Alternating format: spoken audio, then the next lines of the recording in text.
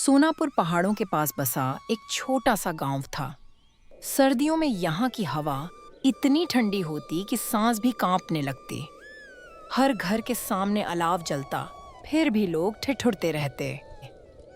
इसी गांव में रहता था एक लड़का, भोला। गरीब था, लेकिन उसकी सोच अमीर थी। भोला हर सुबह अलाव के पास बैठकर लोगों की बातें सुनता। इस बार की ठंड कुछ ज्यादा ही है। ऐसा लग रहा है जैसे ये ठंड कुछ छीनने आई हो। हाँ, सही कहा। गांव में लकड़ियां भी कम पड़ती जा रही हैं और बच्चे भी बीमार पड़ रहे हैं। हाँ, पता नहीं गांव का क्या होगा। भगवान ही हमें इस सर्दी से बचाए। अगर ठंड हर साल आती है तो हर साल हम हार क्यों जाते हैं? क्या हम कुछ बदल नहीं सकते? यही सब सोचते सोचते भोला धीरे धीरे अपने घर की ओर चल पड़ता है। अगले दिन भोला फिर से चौपाल की ओर चला, लेकिन उसके मन में बस एक ही बात घूम रही थी। उसे अपने गांव के लिए कुछ करना है। जंगल में अब भी लकड़ी है। लोग कहते हैं जंगल खतरनाक है, लेकिन मुझे लगता है खाली बैठना उससे भी ज्यादा खतरनाक है। पागल हो गया है क्या? वो काला जंगल है, जो गया वापस नहीं आया। डर के मारे अगर हम कुछ करें ही नहीं तो जिंदा रहना किस काम का? पर भोला बेटा, वो जंगल बहुत खतरनाक है। मुझे पता है गांव में लकड़ी नहीं बची है, लेकिन जंगल जाना इस ठंड से भी ज्यादा बुरा हो सकता है। पर चाचा, मैंने ठान लिया है। मैं कल जंगल जरूर जाऊंगा और लकड़ियां लेकर ही लौटूंगा। अब ये ठंड मुझसे और सहन नहीं होती। मेरे पास तो पूरे बाजू के कपड़े भी नहीं हैं। इतना कहकर भोला चुपचाप घर की ओर चल पड़ा। उसकी आंखों में डर भी था और हिम्मत भी।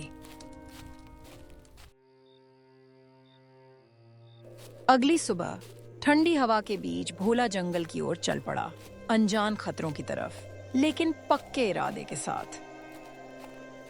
चलते चलते भोला अनजाने में घने जंगल की ओर निकल जाता है। वह चारों तरफ देखता है और घबराकर बोलता है, अरे, यह जंगल तो बहुत ज्यादा घना होता जा रहा है। अच्छा यही होगा कि जल्दी से कहीं से सूखी लकड़ी ढूंढ लूं और घर लौट जाऊं। अचानक जंगल के भीतर भोला को एक बूढ़े साधु दिखाई दिए। साधु ने भोला को देखकर पूछा, तुम कौन हो जो इस घने जंगल में इतनी दूर तक चले आए हो? महाराज, मैं पास के गांव से आया हूं। मुझे बस सूखी लकड़ियां चाहिए थीं ताकि सर्दी में खुद को गर्म रख सकूं। तुम काफी साहसी लगते हो। इस जंगल में इतनी दूर तक कोई भी गांव का आदमी नहीं आता। हाँ महाराज, सब लोग इस जंगल में आने से डरते हैं। ठीक है, तुम लकड़ियां लेकर जल्दी अपने घर लौट जाओ और याद रखना, यह जंगल खतरों से भरा हुआ है। इतना कहकर साधु आगे बढ़ जाते हैं और भोला भी लकड़ियां बटोरते हुए जंगल के भीतर आगे बढ़ जाता है। चलते चलते भोला जंगल के बीच पहुंच गया और देखते देखते वहां शाम ढल गई। अचानक भोलू की नजर ऐसी चीज पर पड़ती है जिसकी उसे जरा भी उम्मीद नहीं थी।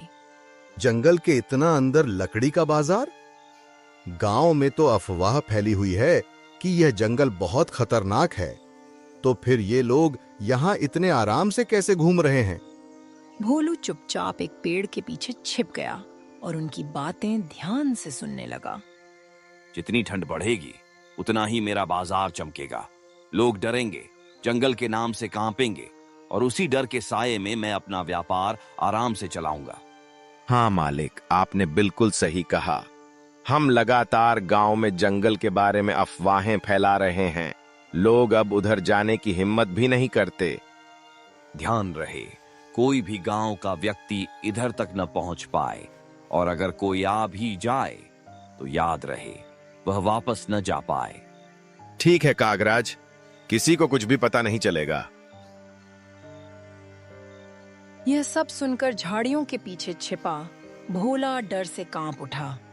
उसका दिल जोर जोर से धड़कने लगा। वह चुपचाप पीछे हटा और गांव की ओर लौट गया। भोला रात को घर वापस लौट आया।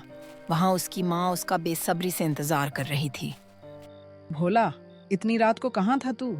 चेहरा क्यों पीला पड़ गया है? माँ, जंगल में एक बाजार है। चोरी की लकड़ियां, दवाइयां सब बेचा जा रहा है। लोग ठंड से डर रहे हैं और कोई उस डर से पैसा कमा रहा है। मैंने तुझे कितनी बार कहा है, जंगल से दूर रहा कर। बेटा, बड़े लोगों के खेल में छोटे लोग पिस जाते हैं। तू उस बाजार के चक्कर में मत पड़े। लेकिन माँ, अगर हम चुप रहे तो ये ठंड कभी खत्म नहीं होगी। मुझे तेरा डर है भोला, ठंड का नहीं। भोला की माँ उसकी एक भी नहीं सुनती और उसे जंगल बाजार से दूर रहने को कहती है। लेकिन भोला का मन अब भी उसी बाजार में अटका हुआ था। अगले दिन सुबह सुबह भोला चौपाल पर जाकर बैठ गया। तभी भोला की नजर सामने पड़ी। उसने देखा कि वही आदमी जिसे उसने जंगल में देखा था, गांव वालों से बातें कर रहा था। भोला हैरान होकर खड़ा हो गया और मन ही मन सोचने लगा, यह वही आदमी है, लेकिन यह यहां क्या कर रहा है? जरा पास जाकर सुनता हूं, शायद कुछ समझ में आ जाए। सुनो सब लोग, मैं तुम सबके लिए एक खुशखबरी लाया हूं। अब तुम्हें लकड़ी लेने जंगल नहीं जाना पड़ेगा। मैं तुम्हें सस्ते दामों पर लकड़ी दूंगा। गांव वाले एक दूसरे का चेहरा देखने लगे। अरे वाह, क्या बात है! अब तो हमें रोज जंगल नहीं जाना पड़ेगा। जिसे भी लकड़ी चाहिए होगी वह गांव के बाहर हमारी दुकान से ले सकता है। इतना कहकर वह वहां से चला गया और पीछे रह गए गांव वाले, जो इस नई बात को लेकर हैरान भी थे और खुश भी।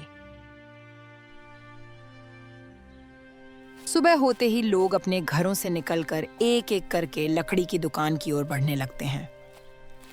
भैया, मुझे थोड़ी लकड़ी दे दो। कई दिनों से घर के बाहर आग नहीं जलाई है। भैया, मुझे भी थोड़ी लकड़ी दे दो ना। हाँ, सबको लकड़ी मिलेगी, वो भी बिना पैसे के। पैसे महीने के अंत में दे देना। अरे वाह भैया, तुम तो बहुत नेक इंसान हो। इसके बाद सब लोग खुशी खुशी लकड़ियां लेकर अपने अपने घर चले गए। रात को जब गांव गहरी नींद में सोया हुआ था, तो कागराज बल्लू से मिलने आता है। कागराज, मैंने गांव में लकड़ी बांटना शुरू कर दिया है ताकि लोग जंगल की ओर आने का सोचें भी नहीं। हाँ, बहुत अच्छा काम कर रहे हो। इन गांव वालों को तो पता भी नहीं चलेगा कि मैं इन्हें कैसे लूट रहा हूँ। अब हम नई चाल चलेंगे और धीरे धीरे पूरा गांव भी हड़प लेंगे। शाबाश बल्लू, ऐसे ही काम करते रहो। मैं तुम्हारा हिस्सा इस व्यापार में और बड़ा कर दूंगा। चलिए, अब मैं चलता हूँ, कहीं कोई हमें देख न ले। यह कहकर दोनों अपने अपने रास्ते पर आगे बढ़ गए।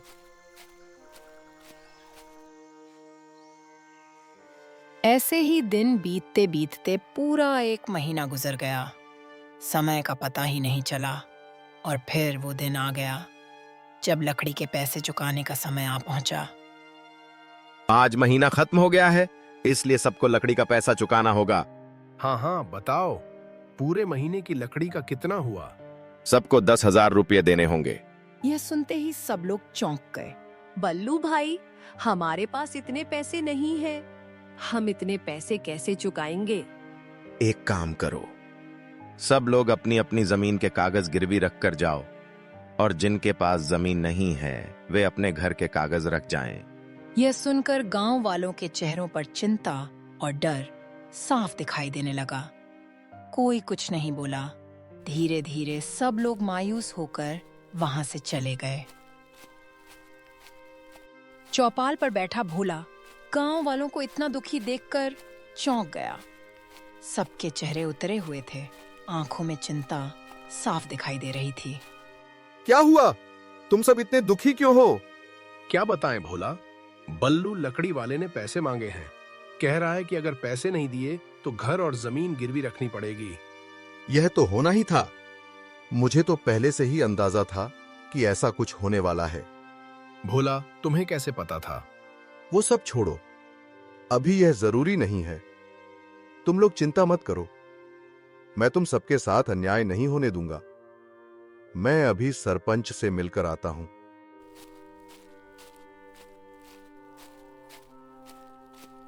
भोला सरपंच को सारी बात बताता है, जो भी उसने जंगल में देखा था और गांव में हुआ था। भोला, तुमने जो भी मुझे बताया, अगर वह सच है तो हमें कुछ करना ही होगा, लेकिन बिना सबूत के हम किसी पर आरोप नहीं लगा सकते। हमें पक्का सबूत चाहिए। हाँ मुखिया जी, सबूत तो मैं ले आऊंगा। बस आप मेरे लिए एक मोबाइल फोन का इंतजाम कर दीजिए ताकि मैं सब रिकॉर्ड कर सकूं। ठीक है भोला, तुम्हें मोबाइल मिल जाएगा, पर ध्यान रखना कोई खतरा मोल मत लेना। चिंता मत कीजिए सरपंच जी, मैं जल्द ही सबूत लेकर आऊंगा और सच्चाई सबके सामने होगी।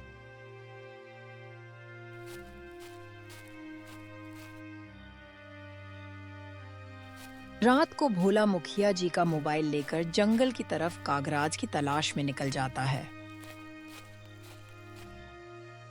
दूसरी तरफ कागराज और बिल्लू जंगल में मिलते हैं और भोला भी उन्हें देख लेता है। भोला दोनों की बातें मोबाइल में रिकॉर्ड कर लेता है। कागराज, मैंने गांव वालों को लकड़ी का लालच देकर उनके घर और जमीन के कागज अपने पास मंगवा लिए हैं। अरे वाह बिल्लू, तुम तो बहुत ही होशियार निकले हो। अब यह गांव भी हमारा हो जाएगा तो कोई टेंशन ही नहीं रहेगी। हाँ कागराज, बस थोड़े दिन और फिर सारा गांव हमारा। शाबाश, तुम काम पर लग जाओ और किसी को भी शक न हो। ठीक है, अब मैं चलता हूं। बिल्लू के जाने के बाद कागराज ने भोला को देख लिया और जोर से चिल्लाया, कौन है वहां? बाहर आ जाओ, वरना अच्छा नहीं होगा। भोला घबरा गया और तुरंत वहां से भागने लगा। कागराज भी उसके पीछे पीछे दौड़ पड़ा। भागते भागते भोला साधु की कुटिया के पास आ जाता है और मदद मांगता है। साधु महाराज, मुझे छिपा लीजिए, मेरे पीछे कागराज लगा है। ठीक है बेटा, तुम मेरी कुटिया में छिप जाओ। भोला तुरंत कुटिया के अंदर छिप जाता है। तभी कागराज भी साधु की कुटिया के पास आ पहुंचता है। वह ऊंची आवाज में पूछता है, साधु जी, क्या आपने किसी को इधर आते हुए देखा है क्या? नहीं बेटा, मुझे नहीं पता, मैं तो ध्यान में था। तुम आगे देख लो। कागराज बिना इधर उधर देखे आगे बढ़ जाता है। कागराज के जाने के बाद भोला बाहर निकलता है, साधु महाराज का धन्यवाद करता है और फिर जल्दी जल्दी गांव की ओर चल देता है। सरपंच जी, मैं सबूत ले आया हूं। अब कल सुबह ही हमें पुलिस स्टेशन जाना होगा। शाबाश भोला, कल सुबह होते ही हम थाने चलेंगे। ठीक है सरपंच जी।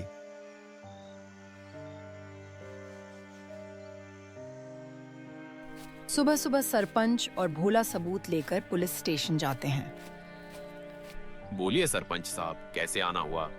थानेदार जी, जंगल में लकड़ी का अवैध व्यापार चल रहा है और गांव वालों को डराकर जंगल से दूर रखा जा रहा है। कोई सबूत है क्या आपके पास जिससे पता चले कि आपका दावा सही है?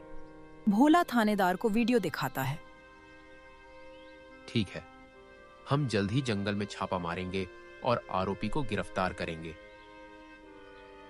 पुलिस जंगल की तरफ जाती है और कागराज के ठिकाने पर पहुंचती है। पुलिस कागराज और बिल्लू को जंगल से गिरफ्तार करके गांव में लेकर जाती है। गांव वालों, ये दोनों जंगल में अवैध लकड़ी बेचते थे और तुम लोगों को डराने के लिए अफवाहें फैलाते थे। क्या बात कर रहे हो थानेदार साहब? हम तो हमेशा यही सोचते रहे कि जंगल खतरनाक है और कभी भी वहां नहीं गए। हाँ, इसी बात का फायदा ये दोनों उठा रहे थे, पर भोला और सरपंच जी ने इन्हें पकड़ने में हमारी मदद की है। इनको जेल में डाल दीजिए थानेदार जी। इन लोगों ने हमें बहुत परेशान किया है और हमें लूटा है। थानेदार दोनों को पुलिस स्टेशन ले जाता है। सभी गांव वालों ने भोला का धन्यवाद किया और उसके साहस और बहादुरी की प्रशंसा की। इसके बाद गांव के लोग फिर से जंगल में जाने लगे।